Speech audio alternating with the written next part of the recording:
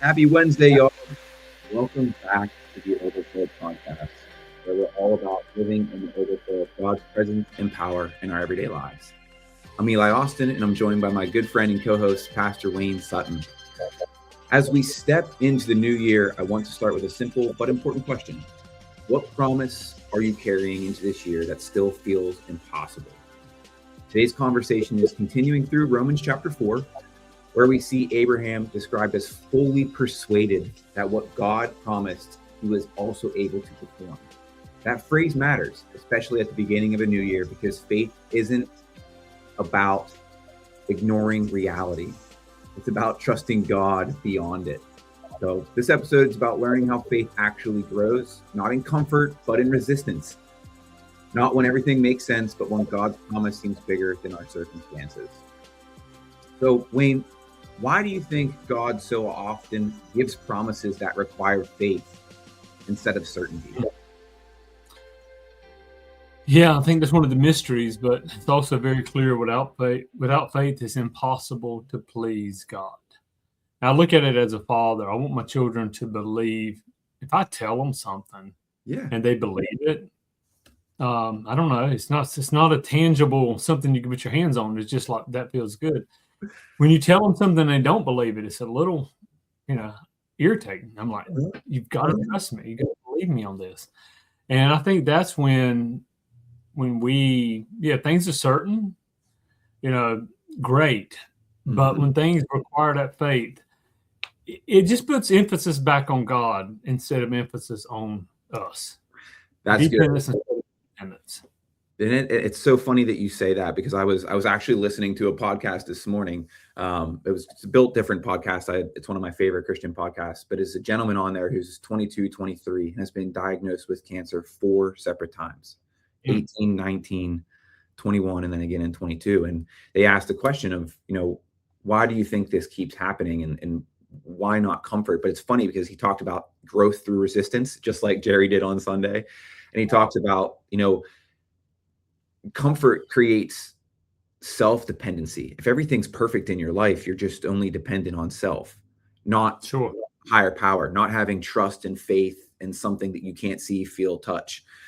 So it's exactly what you said, is like that the comfort piece. I think oftentimes we become self-reliant, especially if it's things that we can control, we can touch, we can feel, we can see. But that piece, knowing that there's faith, I think that's the reason why God puts those challenges in front of us, is that it grows our faith. It's not about being self-reliant or self-dependent. It's leaning into him, leaning into the circumstance and trusting the process, knowing that he's in your corner. I mean, that's what grows our faith. Yeah, and I think so. One thing Pastor Jerry said, I think it was this Sunday, might have been Sunday before, but he was talking about, as a child, when you're younger, what looks like a mountain is only a mole. And, when you're, at 52, I see something and go, oh my gosh, this is a mountain. Somebody in their 60s, 70s or above may go, Wayne, that's a molehill. Yep. Daughters, at 9 to 15 years old, they go, oh my goodness, this is, in the past, I'm telling you, it was a really good message, because in the past I thought that is nothing. And so I dismissed it. Mm-hmm. But instead, wait a minute, to them, it is a mountain. To them, this is a mountain, even if it's a molehill to me. Sure. So I have to have compassion there and help them walk through it. And I think, well, gosh, how many times do I go to God and go, Lord, don't you see this? The disciples went to, Jesus, don't you care that we're about to perish? We're about to drown in this boat. And sometimes it's almost like we go to God, don't you care? Don't you see what I'm going through, God? And he sees the beginning to the end. He sees this. As I said before, 2025 was a rough year for me. Yeah. But did I grow through it? Have I absolutely have more faith I can truly say I have more faith in Christ, in God, in the fullness of what he can do. That dependence grew drastically in 2025, more than I even thought. Mm-hmm. And so, now from that, faith grows through resistance. And there was a lot of resistance there. So I think for whatever somebody faced last year, maybe we're 7 days into 2026. Maybe you're facing hell now in something. Uh-huh. It's okay because the same God was there. He's not looking at a, calendar of our world. He's got his own. Exactly. January, he did, so he's like, "What? I've got you." And so I think that's what's so important is we just trust. I don't want to say trust the process as a cliche, but just trust he is there in the process. Absolutely. And I think it's funny that you say that, because it's, Morgan and I have been talking a lot about, resolutions, and I don't necessarily think that we're huge resolution people, but I think it's important to set a forward trajectory or a direction to walk through, embracing that process, not the end goal. Right. I think we're just so we're goal driven. It's always like, well, what's the goal? What's the end? What am I getting to? And you lose sight of the journey. You lose sight of the process, which is really what God's, I mean, yes. And if we talk about the goal is heaven, right? But God wants a relationship with you. In order to get to heaven, you have to have a relationship. And to build that relationship, you have to have struggles. You have to have resistance. That's what God really wants. And if you take a step back and say, yeah, I'm goal oriented, that's okay. But you have to also understand that the process is the growth. That's where the money's at. That's where the gold's at. That's where the good stuff is the growth, and through that resistance and through the process. So it was awesome to hear Jerry talk about it. And, looking ahead into the new year, it was a great message, I think, as we into 26. And I think there's a lot that God has in store. But, I just like you at the end of 25, I had my own difficulties. And it's funny that you think about how is God strengthening me through these difficulties, right? It's how do you not, you question in the moment all of these elements that are happening, the variables that are in your life. But then you take a step back and realize, wow, okay, maybe this is him bringing me closer to him. Maybe this is him saying, hey, your faith is what really matters. Believing in me is what really matters, not what the doctors may be telling you or what the circumstances may be. That's so good. That's so good. And it goes back to, do we trust more of what we see or what God has said? Do we trust, as Jerry said, you have a doctor's report. The doctor says this. I had a doctor tell me, I had more than one doctor tell me that my situation was lifetime of medicine and treatment, but I was absolutely healed. So 2025 was my worst year and my best at the same time. And for a lot of people, when we look, are we going to trust what we see? I get a text every morning. Here's my bank balance. From the bank that shows the text me. Here's your balance. Well, if that balance doesn't equal the bills, or that balance doesn't equal the goals, or the balance, whatever, am I going to believe the balance? That's fact. That's how much is in the bank. But then there's faith. Yes. When you go and you look at your physical health, are you going to, when you get the blood report, you get the doctor's report, you get whatever, that's fact. But then there's faith. And I think that's something Jerry mentioned that is so important. We don't want to dismiss fact. I've seen too many people dismiss it. That's not me. Yes, it is. That's the facts. But then your faith overrides that. Exactly. It precedes it. Yeah. And that does come down to trust. It comes down to faith. And that's where we talk about all through Romans 4, you're getting credit. You're getting credit for having that, right? It's not an action, it's faith, it's trust. Yes. And then that's where God's credit shows up and where your circumstances change. Right. So, and I love that Jerry talked about that as well, because it's, to your point. Yeah. Oftentimes, we may let facts dictate what's going on, or we maybe ignore them and we just say, hey, it is what it is. I'm not. And then there's still an absence of faith. There's still an absence of trust. Right. Sure. Having that piece, it really, I think those, we have it in here in the notes that those emotions, it sort of sabotages the faith. Right. The emotions around the facts sabotages your faith and your trust in the Lord. So it's funny because I think about that too. Like, where have there been facts that have been louder than my faith in my life? Maybe it's a health circumstance. Maybe it's something I did previously. That's a fact. I did do it. And it's holding me with shame. It's holding me with guilt. Yeah. That's the thing that I've had something previously. I don't need to share the details, but this year, the beginning of this year, just in the last few days, and sitting outside in the mornings and looking at the beauty that God has created for us here in Carolina Beach and Wilmington. I mean, it's absolutely stunning. And to realize and say, look, I have faith and trust in you, God, that you've forgiven me. You've created all of this stuff and you've forgiven me. So that shame is gone. And the weight, even in these first few days, has been incredible, that it's felt, that it's lifted off. I don't think about it as much. And that's just so freeing. And I'll give you, and what's so great about that is we do look at, it's amazing how many times we remind God of our past sin when he says he's forgotten it. But Lord, but Lord, you have forgiven, you have redeemed, you have restored, and you're restoring. And I love that. But also, we're going to jump into tonight's message and the awe of God, but just recognizing that the awesome power of God to hold our life together, to lead us and to guide us. And as we look back on, I'll say this, as we look back sometimes, and we shouldn't, but we look back on our past sins, our past failures, our past mistakes. Let's also look back, though, at where we needed him and he was there.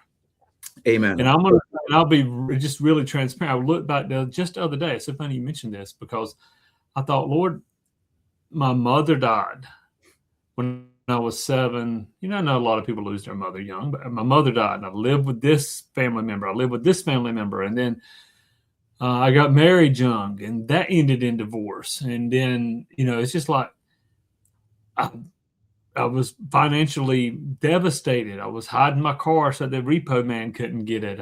I came home and there was no electricity. I remember that. I was like, what's going on? Oh, I know what's going on. You have to pay those people, and I'm like, Lord, you took me through each of those situations. And then last year with sickness, you took me, not only did you take me through, but you have restored at a higher level. Yes. And I think so. Okay, whatever somebody's going through, if you're listening to this podcast now, whatever you're going through, revisit what God has taken you through in the past. And he's got credit. That's what Jerry was saying. He's taken me through it, and he's going to only restore better. And that was really our daughters are doing. Candace started this, and then they're doing it at school too. They're doing the Word of the Year. I love it. It was so cool to hear them really just share what their word was, and that how do we walk into that. My word this year, I'll share with everybody. My Wayne's mind, right, was intentional. We talk about it in this podcast, right? Where can I be intentional? But then also the Lord came. I mean, literally, we'll share it maybe in another podcast, but through a dream, he said, no, this is the year of restoration. This is your all things, restore all. And so that's God's work, is to restore. My work is being intentional. So I'm asking everybody on here, where is God calling you? Maybe it's not your one word, maybe it is. I think that book actually come from Mike Ashcraft from Port City Church, actually wrote a book on that called The One Word. But the key is what is God speaking to you? And for me, it's, I guess because of Wednesday night too, it's the awe of God. Just as you said, you're sitting out looking at how beautiful the sky is and looking at Carolina Beach. I did the same thing with my walk this morning. Me and Candace, I'm just like, my goodness, you're good. Just focus. If anybody would just take this year, just focus on the goodness and the awe of God. Man, he'll, and that it's easy to give him credit when you see what he has done. Yeah, man. Yeah, absolutely. And I think it's you. I love that you talked about there too, because I mean, even it's funny that we're so aligned. The podcast I listened to this morning, they specifically said it's not resolutions. I one word, and their word was, I think it was sacrifice. And it's I love that when you pray on a word, maybe not praying, because I think again we go back to being goal oriented. So we always like, well, what's the goal? What do you want us to work towards, God? Well, why don't you pray on Yeah. why don't you pray on that piece? Because that a word can apply to so many situations, so many circumstances, whereas a goal is almost like one track. God's plan, we have no idea, but we all know what and living in the day to day, it changes. Things can change pretty quickly. So, your goals can be washed away pretty quickly. So I think living and focusing on a word or maybe a phrase, maybe a verse, is so much more impactful and practical, as Jerry would say. How he breaks it down to be practical in your life. I think that makes it more practical for us, because things change quite quickly. But I think that also comes into, are you fully persuaded in faith? Abraham was fully persuaded in his faith. And as Jerry, the almost, I was dying laughing when he was talking about Abraham going to Sarah and saying, hey, look, we're going to as many stars in the sky as is going to be our descendants, and her being like, you're crazy. You're 100 years old. Like that I find that to be super funny. But then the reality of being fully persuaded to believe that goes back to the story I shared at the beginning of this gentleman that went through cancer 4 times, but he's fully persuaded that he's going to be healed, regardless of what the reports say or what the facts are. That type of faith is different than just, I believe. Yeah. And how do you, here's a question, and I don't really even have the answer, but how do you get to that place where you're fully persuaded? And I believe it's number 1, you stand on the promises of God. Number 2, you spend time in prayer and fasting. But really, just imagine when you're fully persuaded on something, anything is possible. I love that. It's like with God, anything is possible if you have the faith for it. Mm-hmm. Anything. And that's crazy as you start looking at resolutions and goals or trajectories. Sometimes there's another book that we're probably going to do later on this year, but it talks about that. I think it's called A Circle Maker. I'm trying to remember exactly, but I read it years ago. Great book. But it talks about, are your goals, your dreams, and I don't want to get too far off on this podcast, but it's like, are your goals and your dreams something that you can do? Or are they too small? Are they really like, okay, I can do this, and God doesn't get credit because it was too small? But in the end, the enemy in the world tells you what you can't do when God's telling you, hey, why don't you draw a bigger circle? Why don't you do something a little bit bigger?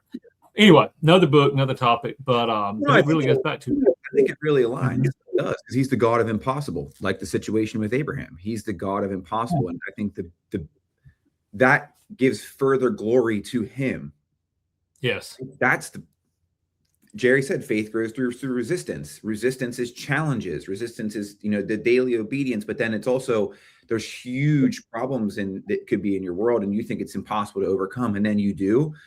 The glory for God is so much larger than just this little situation. That's how I see it. That's good. That's really good. Mm-hmm.